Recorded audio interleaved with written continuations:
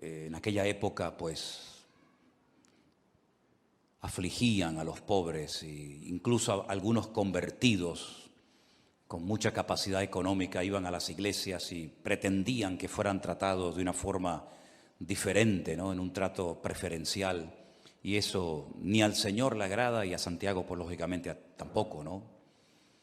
Y él habla mucho acerca de someterse a Dios, de buscar la sabiduría que viene de lo alto, porque también habla de una sabiduría terrenal, animal y diabólica.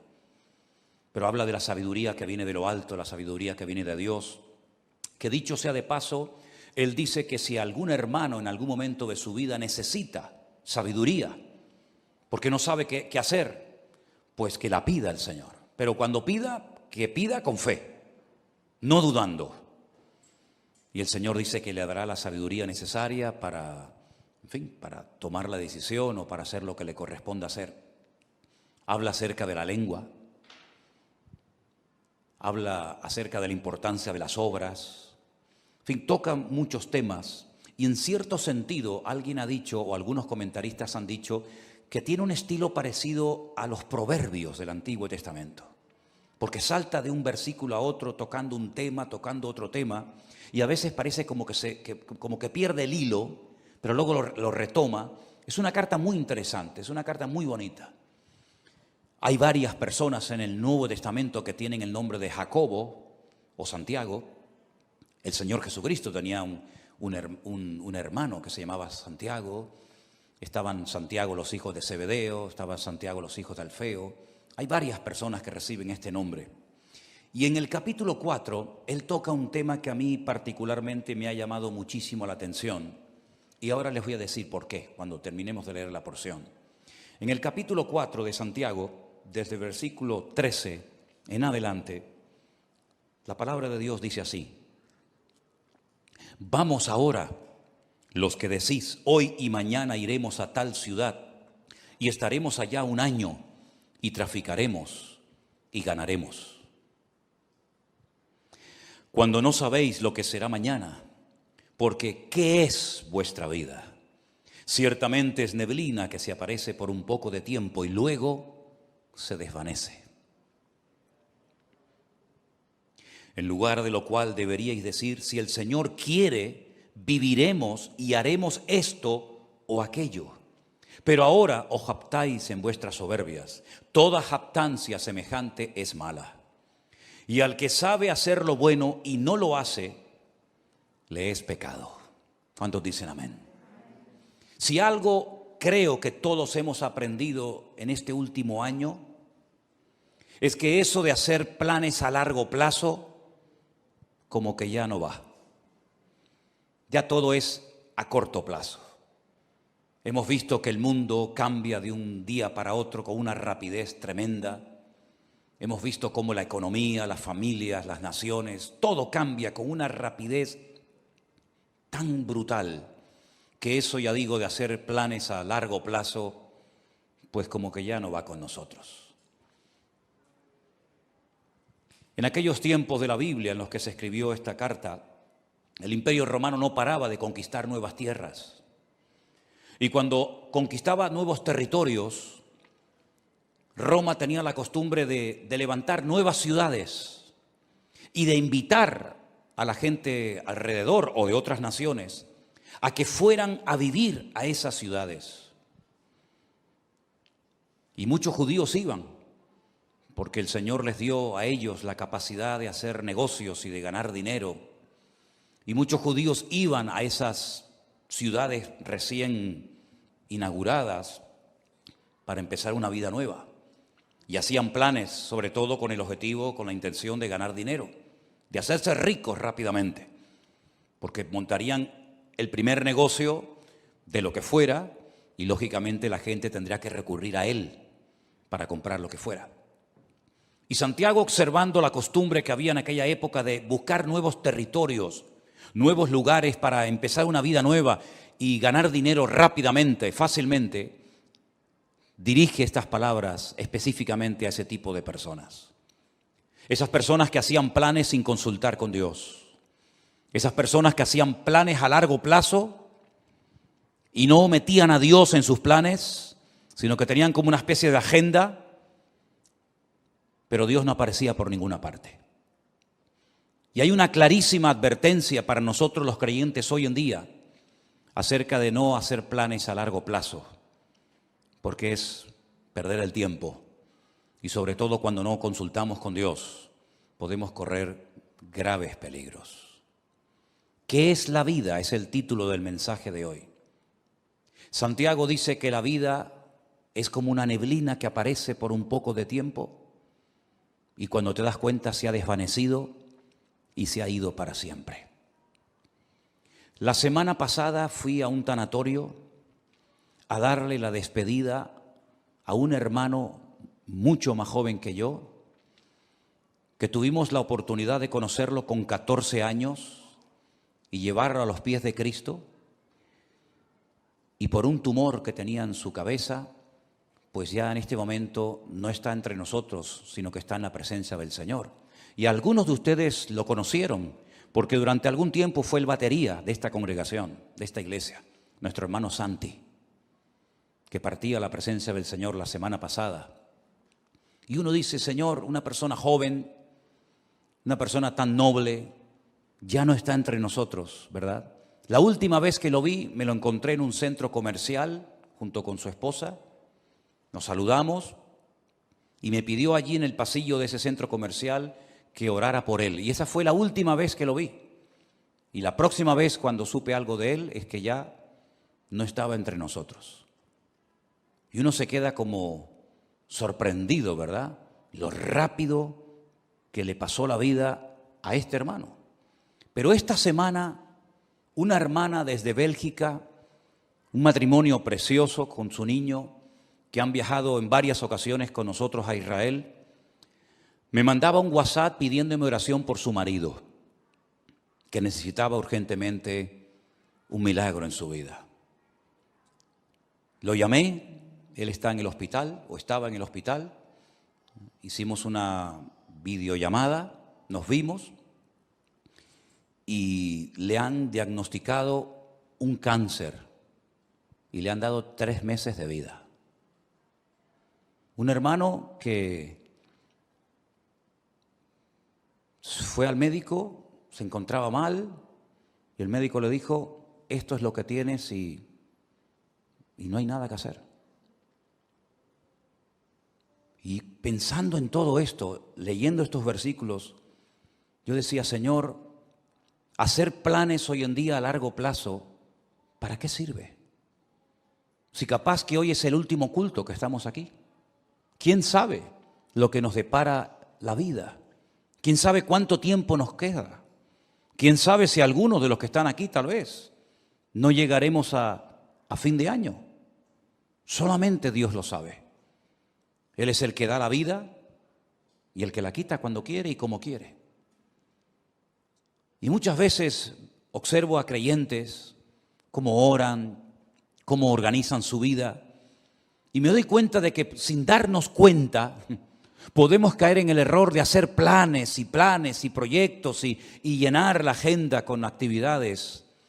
Pero, por supuesto, si Dios quiere, llevaremos a cabo esos planes, porque si Dios dice no, por más que nos empeñemos, no tiene ningún sentido.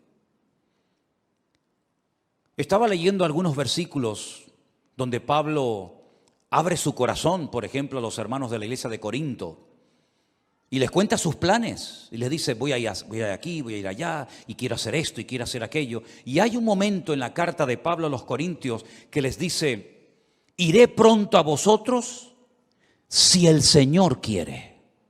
Me impactó mucho esa forma de hablar de Pablo. Yo iré pronto a vosotros, pero siempre y cuando el Señor quiera.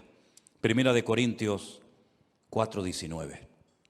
Más adelante en la misma carta dice, porque no quiero veros ahora de paso, pues espero estar con vosotros algún tiempo, si el Señor lo permite. Primera de Corintios 16:7. Un varón de Dios, un hombre con unos dones y unas habilidades ministeriales tremendas, pero él sabía perfectamente que si el Señor no permitía, si el Señor no quería que fuera a Corinto, a Macedonia, a Éfeso, a donde fuera, no iba a ir, por muchos planes que tuviera. Y esa es la mentalidad con la que nosotros tenemos que movernos hoy en día. No vamos a hacer planes sin consultar con Dios. Porque ya el Señor nos ha demostrado clarísimamente que la vida es muy corta. Y que eso de hacer planes a largo plazo no tiene ningún sentido. Eso no significa de que vamos a vivir muertos de miedo. Eso no significa de que vamos a estar inactivos y con una inseguridad constante y permanente en nuestra vida, ni muchísimo menos. El miedo no es de Dios. La inactividad no es la voluntad de Dios para nadie. Y vivir con inseguridad constante y permanente, menos todavía. Una cosa es que sepamos que el tiempo está en las manos del Señor y otra cosa es que vivamos con miedo, inseguros, de brazos cruzados. Nada que ver en absoluto. El futuro no está en nuestras manos. No controlamos el factor tiempo. ¿Saben ustedes, hermanos, que hay 533 versículos en la Biblia que hablan acerca de la importancia del tiempo? 533 versículos. Y hay un capítulo casi entero, que es el famoso capítulo 3 del libro de Eclesiastés, donde en 29 ocasiones diferentes Salomón utiliza la palabra et, que es la palabra tiempo. Y él dice que en la vida tenemos que mentalizarnos, estar preparados y reconocer que en la vida hay tiempo prácticamente para todo. Tiempo para morir, tiempo para vivir, para morir, tiempo para sembrar, tiempo para cosechar, tiempo para reír y pasarlo bien y tiempo también para llorar. Y él habla en 29 ocasiones de distintas circunstancias o situaciones en la vida en las que nos vamos a encontrar, porque prácticamente tendremos tiempo para todo. Me llama mucho la atención que Pablo le da mucha importancia al factor del tiempo y llega a decir, aprovechar bien el tiempo, porque los días son malos. También Salomón en esos proverbios tantos que escribió, hay uno que aprendí hace muchos años que es el 27:1, que dice, no os jactéis del día de mañana, porque no sabes qué traerá de sí el día. No te jactes, como diciendo, bueno, yo controlo el presente, el mañana y el pasado mañana. No te jactes, no hables así, porque tú no sabes lo que va a traer el mañana. El mismo Señor Jesucristo nos enseñó en el Sermón del Monte que no tenemos que estar afanados ni preocupados por el día de mañana, sino que basta a cada día su propio afán. ¿Cuántos dicen amén?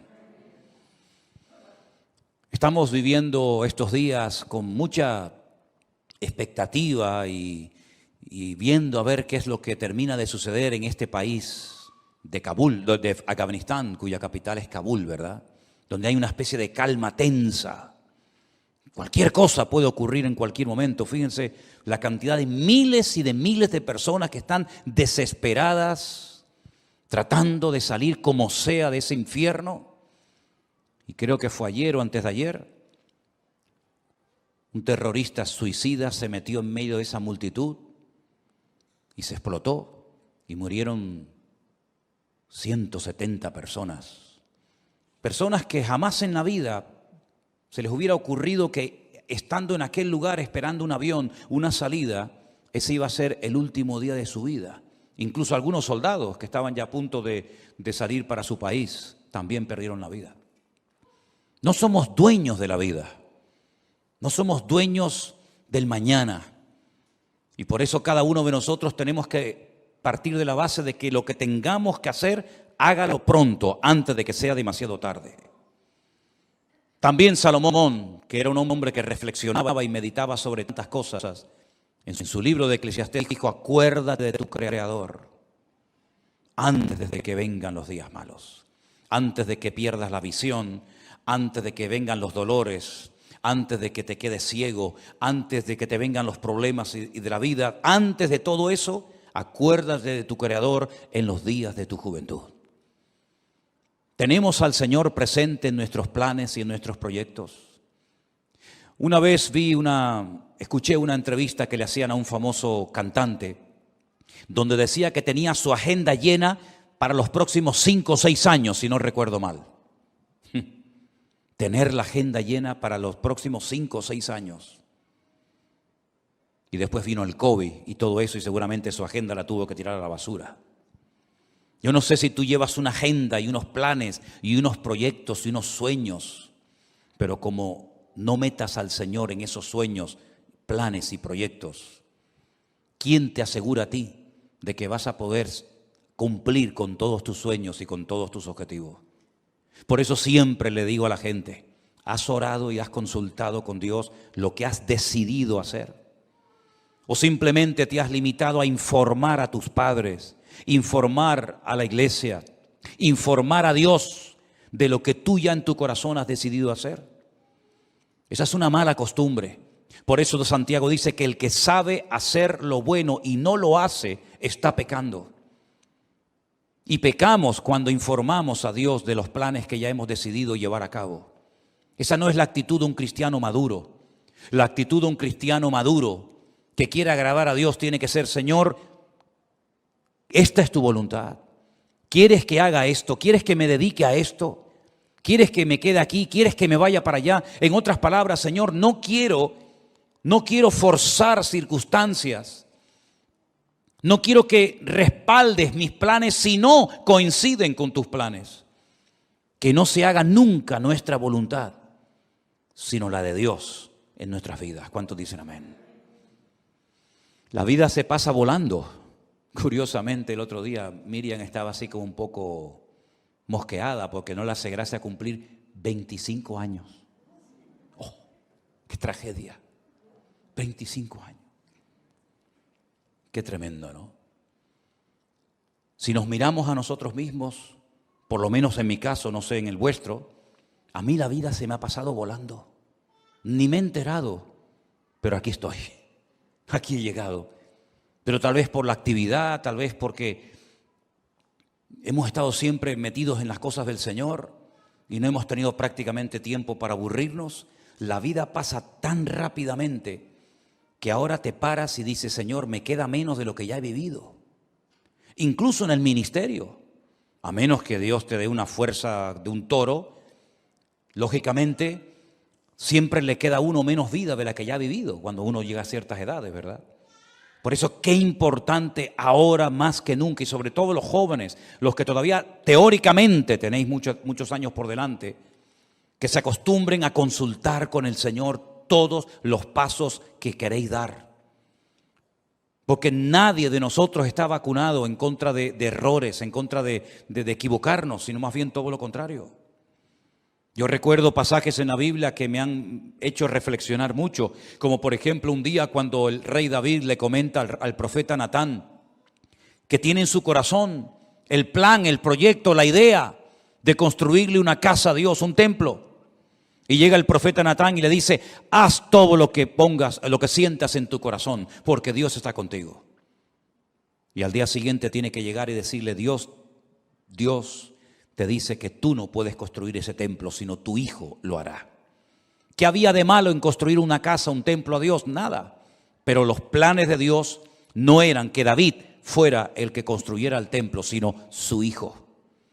Para él su sueño en la vida era construirle un templo al Señor. Además, ya estaban todos los enemigos prácticamente sometidos, derrotados. Todos pagaban impuestos. Había paz en el país, todas las fronteras estaban bien seguras. Era el momento idóneo para comenzar a construir ese templo. Pero el Señor dijo no. Y él se murió con ese anhelo en su corazón de construir esa casa, ese templo al Señor. Pero le preparó todo para que su hijo Salomón lo hiciera. Así son las cosas del Señor. Unos siembran, otros cosechan, unos preparan todos los materiales para la construcción del templo, otros lo construyen. Cada uno de nosotros tenemos que consultarle al Señor si lo que estamos haciendo con la única vida que tendremos, que es esta, porque con la otra vida no contamos en el sentido de que allí no vamos a mandar nosotros, pero con la única vida que nosotros podemos tener un mínimo de voluntad, tenemos que acostumbrarnos a someter todo absolutamente a Dios, para no perder el tiempo, para no encariñarnos, para no entusiasmarnos con cosas, con planes, con lugares, con personas que al fin y al cabo no entraban dentro de los planes de Dios.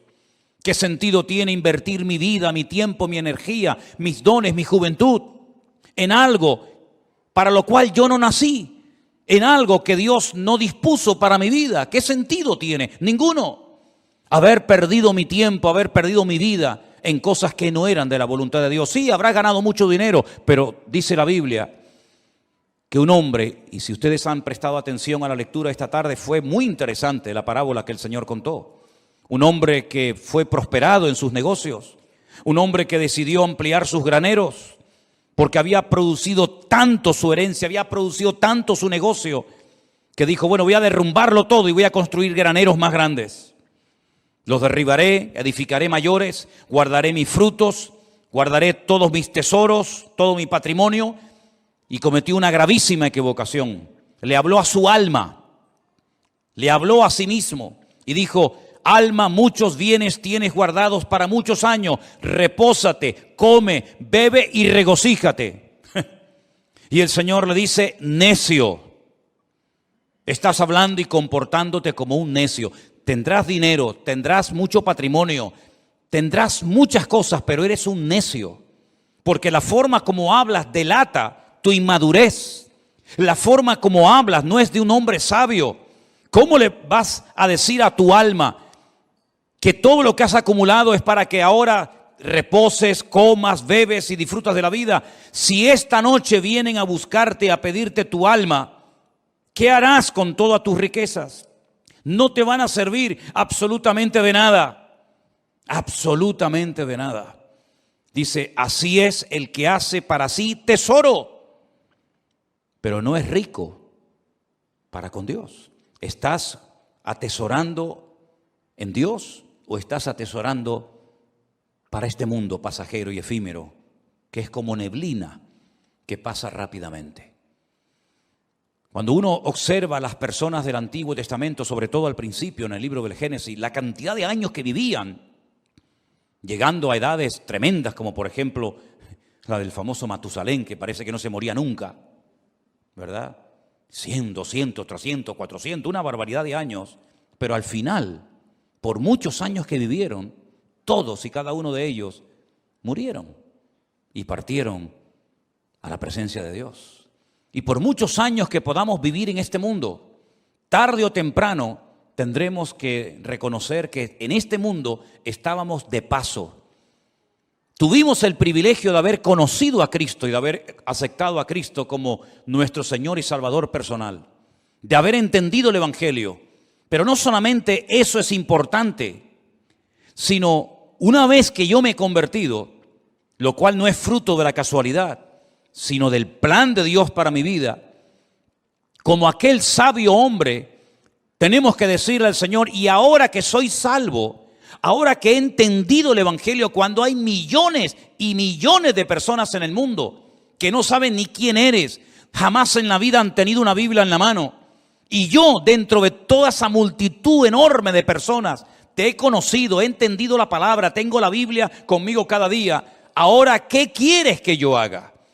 Porque sería absurdo y necio por nuestra parte pensar que me he convertido para nada. Simplemente para no irme al infierno, simplemente para ir a la presencia del Señor. Y el tiempo desde que me convertí hasta que vaya a la presencia del Señor, ¿qué hago? Puede ser que en algunos casos algunos tienen que seguir haciendo y dedicándose a lo que hicieron antes de convertirse, no digo que no. Pero por ejemplo el apóstol Pablo o Saulo de Tarso recién convertido tuvo el valor de preguntarle al Señor, ¿qué quieres que haga? Porque teóricamente lo humanamente, lo lógico hubiera sido volver a Jerusalén, contarle a los que te enviaron que tuviste una experiencia que te cambió la vida y seguir con tu tradición, con tu ley, con tu mundo de rabino, etcétera, etcétera. Pero fue valiente y se atrevió a decirle a Dios, ¿y ahora qué quieres que haga? Y el Señor le dijo, entra en la ciudad y se te dirá lo que debes de hacer. No le habló un ángel. No le habló Dios con una voz audible revelándole el plan para su vida, pero Dios utilizó a un hombre fiel que estaba viviendo en aquella ciudad que se llamaba Ananías. Y Ananías fue, oró por él y le dijo, hermano Saulo, esto y esto es lo que Dios quiere que hagas con tu vida. ¿Tú has tenido esa segunda experiencia? ¿O has tenido solamente la experiencia de haber nacido de nuevo? Gloria a Dios por ella. ¿O has tenido la segunda experiencia de decir, no solamente me convertí, sino que además esperé en el Señor y el Señor me reveló cuál era su voluntad para mi vida? Yo sí la tuve, tanto la primera como la segunda. Le dije una noche al Señor, muy joven, ¿qué quieres hacer con mi vida? Y Él puso en mi corazón y las puertas se me abrieron y las circunstancias se dieron para que yo me preparara. Y en los últimos 40 años de mi vida he estado sirviendo a Cristo, lo cual ha sido la mejor decisión que he tomado en toda mi vida. Y lo que lamento es que no podré tener tal vez otros 40, 50 o 60 años sirviendo al Señor, porque hay tanto por hacer. Hay tantas vidas que aún no han conocido a Cristo. Hay tanta palabra que aún queda por enseñar. Pero gloria al Señor que en la Biblia vemos que uno moría y Dios automáticamente levantaba a otro. Me imagino que para el pueblo de Israel habrá sido una tragedia, una pérdida tremenda el haber perdido a Moisés, porque además ni pudieron enterrarlo, porque se fue una mañana a orar al monte y nunca más volvió, porque dice que Dios lo enterró y nadie sabe dónde Dios lo metió. Y me imagino que algunos habrán dicho, ¿y ahora qué hacemos? El Señor levantó a otro hombre llamado Josué. Amén, hermanos. Y Josué terminó la tarea que Moisés no pudo acabar, que era la de introducir al pueblo de Israel en la tierra prometida y después distribuir la tierra proporcionalmente a todas y a cada una de las tribus de las familias. Y cuando muere Elías, aquel hombre valiente, aquel hombre que Dios usó tanto, alguien habrá dicho, bueno, ¿y ahora? ¿Ahora cómo Dios nos va a hablar si no hay nadie? Claro que había alguien. Dios levantó a un Eliseo. La tragedia fue que cuando murió Eliseo no hubo otro que se levantara como él. Y hoy en día tenemos que partir de la base de que nos complementamos los unos a los otros. Y uno llega hasta un punto y el otro sigue de ese punto al siguiente y así sucesivamente. Y tenemos que pedirle al Señor, Señor, ¿para qué me has traído a este país? ¿Para qué me has traído a esta iglesia? ¿Por qué he conocido este ministerio? ¿Por qué te he conocido a ti? El otro día paseando por la calle, oía a algunas personas hablar y conversaciones y yo decía, Señor, no sé cómo hoy en día hay gente que es capaz de vivir sin Dios. Vidas huecas, vidas vacías, no tienen tema de conversación, siempre hablan de lo mismo. Pones la televisión y llega un momento que dices, Dios mío, me siento como un bicho raro. Todo lo que oigo es como en otra frecuencia completamente diferente a la que nos tenemos que mover los creyentes. Vemos una necesidad tremenda en Afganistán. Bueno, yo no hablo el idioma de ellos ni mucho menos, pero hasta te entran las ganas de decir, Dios mío, me gustaría ir para allá para poder evangelizarles y poder hablarles de Cristo, ¿no? Y como en Afganistán hay 20.000 lugares en el mundo donde hay tanta necesidad de tanta gente que no conoce al Señor. Y después por otra parte te encuentras a un montón de creyentes aburridos, que no le encuentran sentido a su vida. Creyentes que pasan los días, las semanas, los meses y los años, y cuando no le duele aquí, le duele allá, y cuando no le duele allá, le duele por allá, y siempre soy yo, mi necesidad, mi economía, mi dolor, mi artrosis, mi artritis, mi no sé qué. Y yo digo, pero Dios mío, ¿cuándo nos vamos a dar cuenta de que no estamos en esta vida para perder el tiempo? Sino que estamos en esta vida para cumplir con el propósito por el cual tú permitiste que yo naciera y volviera a nacer de nuevo al conocerte a ti. ¿Qué es la vida? Neblina, lo dice bien claramente la palabra de Dios. Es una neblina. Cuando te das cuenta, llegas a los 25, a los 30, a los 40, a los 50, a los 60, a los 70, a los 80 y vamos a parar ahí. Y uno dice, ¿y qué son 80 años? ¿Qué son 90 años? Me acuerdo un día fui a ver a mi abuelo en los últimos días ya de vida que le quedaban. 106 años tenía en ese momento cuando hablé con él y se me queda mirando y me dice, ¿y yo por qué vivo tanto? ¿Por qué vivo tanto? No me muero nunca, me dice. He enterrado a todos mis amigos, he enterrado a montones de gente. Y se cumplió aquello que decía mi padre, el viejo, el abuelo nos va a enterrar a todos, porque todos se morían menos él. Pero al final murió, se le acabó la pila. Y uno dice, madre mía, 106 años. ¿Y qué son 106 años? No es nada, es neblina que pasó. Duró un poco más la neblina ese día, pero al final la neblina terminó también disolviéndose. Hay un versículo en la Biblia en el libro de Eclesiastés. Vengan conmigo, por favor, al capítulo 3. Muy interesante, donde Salomón, reflexionando acerca de lo que es la vida, las distintas circunstancias, momentos y experiencias que vamos a tener, él dice lo siguiente: ¿qué provecho tiene el que trabaja de aquello en que se afana? Eclesiastés 3:9. ¿Qué provecho tiene? ¿Cuál es el objetivo? ¿Cuál es la finalidad de aquello en lo que me afano?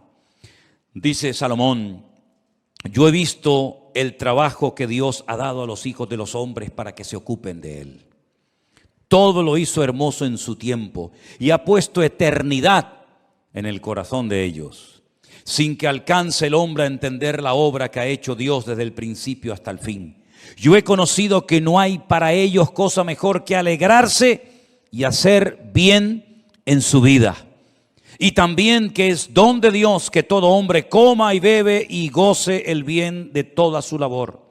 He entendido que todo lo que Dios hace será perpetuo.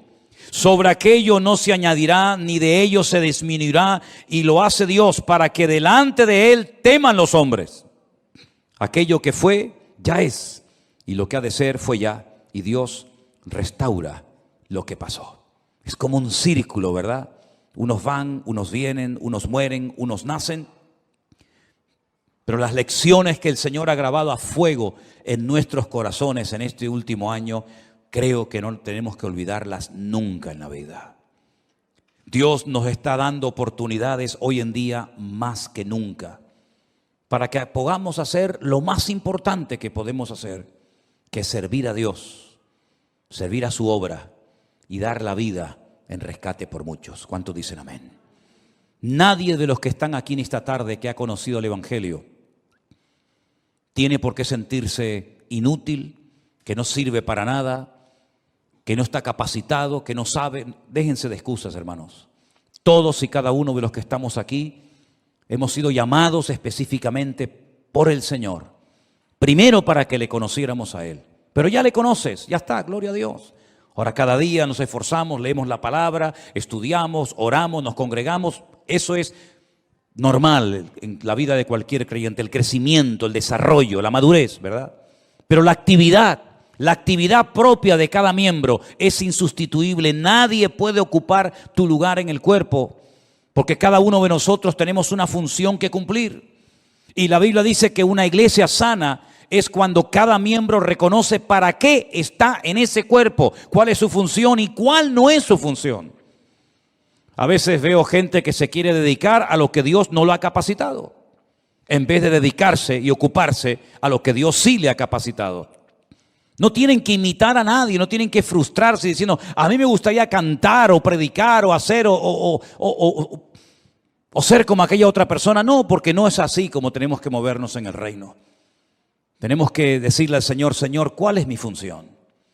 Y dice la Biblia que hay miembros en el cuerpo que parece que no sirven para nada, pero a la hora de la verdad son a veces los más necesarios. Y hoy en día necesitamos un ejército de hombres y mujeres que pasen tiempo orando a Dios. Hay tantas necesidades. Una de las cosas que más me golpea el alma cada día es cuando recibimos cientos de peticiones de auténticas tragedias, de niños que se están muriendo, de familias destrozadas, de gente que le han diagnosticado un cáncer, de gente que se encuentra, y es todos los días, peticiones y peticiones y peticiones. Y necesitamos un ejército de personas que tomen conciencia de la realidad del mundo espiritual. El mundo espiritual está cambiando de una forma galopante, tremenda. Y espero equivocarme en lo que voy a decir. El tiempo lo dirá. Pero probablemente cambios aún más brutales, más bruscos que los que hemos experimentado en este último año están en el horizonte. Desde hace años, simplemente para ponerles un pequeño ejemplo, desde hace años Israel viene advirtiendo al mundo del peligro de que una nación árabe se haga con armas atómicas. No hay ninguna nación árabe hoy en día en el mundo que disponga de armamento nuclear, ninguna. Pero hay una que Israel viene años diciendo: están preparándose para tener su armamento nuclear, y me refiero concretamente a Irán, la antigua Persia.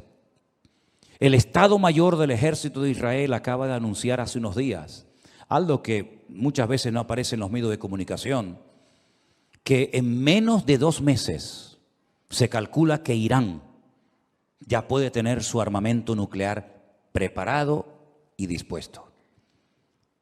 ¿No les ha sorprendido la velocidad y lo rápido con lo que están saliendo los soldados norteamericanos, por ejemplo, de Afganistán, donde han estado 20 años? ¿Por qué tanta prisa? ¿Por qué tanto apuro? Parece que hay que salir ya. ¿No lo podían haber hecho hace años de una forma más escalonada, mejor organizada? ¿Por qué tanto a prisa? Porque Estados Unidos no puede permitirse el lujo de tener a 400.000 soldados en un país haciendo prácticamente nada, sabiendo lo que se viene encima. Israel se está preparando para atacar Irán. No puede esperar que Irán le ataque, porque si Irán le ataca, lo destruye. Israel tiene que pegar primero para no ser destruida. Si en los próximos meses, como se comenta, Israel decide atacar Irán, porque sabe que le queda poco tiempo, menos de 2 meses, para decir vamos a por ellos, el mundo va a cambiar completamente. Por eso cuando veo a creyentes hablando de vanidades, de modas, de cosas ridículas y absurdas, yo digo, pero no son conscientes de la que se nos viene encima. Si este hecho, que espero que se dilate en el tiempo, se va a llevar a cabo en los próximos meses, nuestra vida va a cambiar para siempre. Y puede ser el inicio perfectamente de una tercera guerra mundial, donde se van a utilizar una serie de armas que no se han utilizado jamás, y donde los bloques bien posicionados, los chinos, los rusos, los árabes, Occidente, Oriente, ya cada uno sabe dónde colocarse y qué fichas mover en el tablero. Por eso lo que tengamos que hacer, queridos hermanos, vamos a hacerlo pronto, porque el tiempo se acorta y no hay tiempo que perder. Y la palabra del Señor nos enseña que Cristo viene pronto, pero antes de que el Señor venga, dará un tiempo de gracia para que el hombre conozca el Evangelio. Pero dice, ¿cómo creerán si no hay quien les predique? No tenemos que decir que no ha habido personas que se han convertido, vamos a decir, entre comillas, solas. Sí, hay algún caso por ahí, sí. Alguna persona que se compra una Biblia, que viene a una iglesia, sí, pero son los menos. El sistema de Dios es que la iglesia se ponga las pilas y predique el Evangelio a tiempo y fuera de tiempo. Y la Biblia